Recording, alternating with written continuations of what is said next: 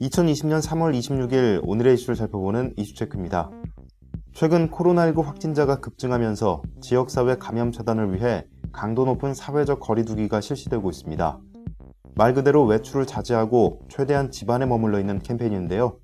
그러나 해외 입국자 등이 자가격리를 지키지 않는 사례가 알려지면서 정부는 26일 자가격리 위반 시 무관용하겠다고 밝혔습니다. 오늘 이슈체크에서는 해외 입국 자가격리 관리 강화 방안에 대해 살펴보겠습니다. 김아련 기자와 함께합니다.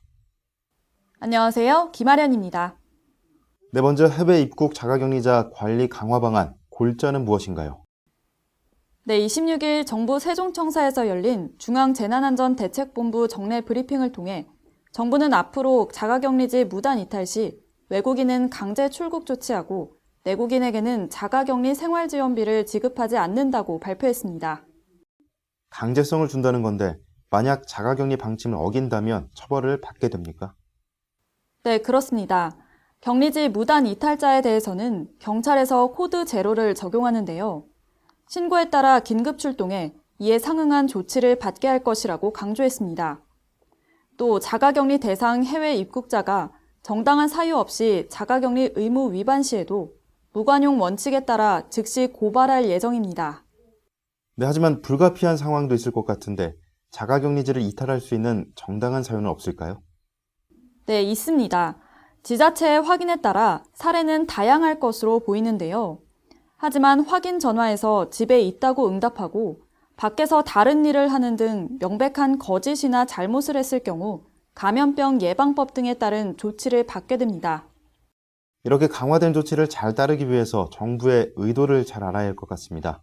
정부가 자가격리 실효성 강화 방안을 내놓은 배경은 무엇입니까? 네, 그간 자가격리 대상자들이 몰래 외출해 사람을 만나고 쇼핑을 하고 심지어 직장에 출근하는 경우가 발생했기 때문입니다. 특히 자가격리 명령을 받았어도 보건소나 병원에 알리지 않은 채 병원 응급실에서 치료를 받거나 상점에서 손님을 받다가 확진 판정을 받는 경우도 있었습니다. 네, 이번 관리 강화 방안으로 이런 사례들이 좀 사라져야 할 것 같습니다. 해외에서도 코로나19가 크게 확산한 만큼 입국자들의 자가격리 지침 준수가 상당히 중요해 보입니다. 자가격리 외에 해외 입국자들에 대한 지침이 또 있을까요?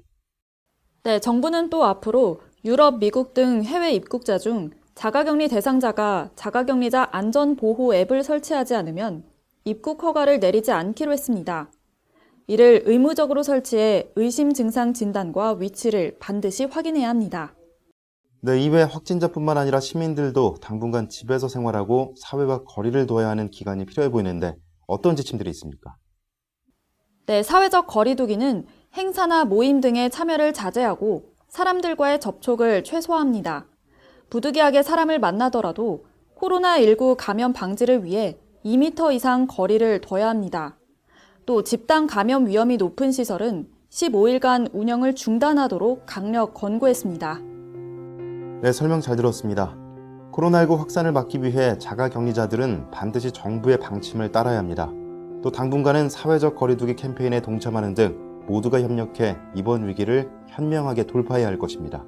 이상 이슈체크였습니다.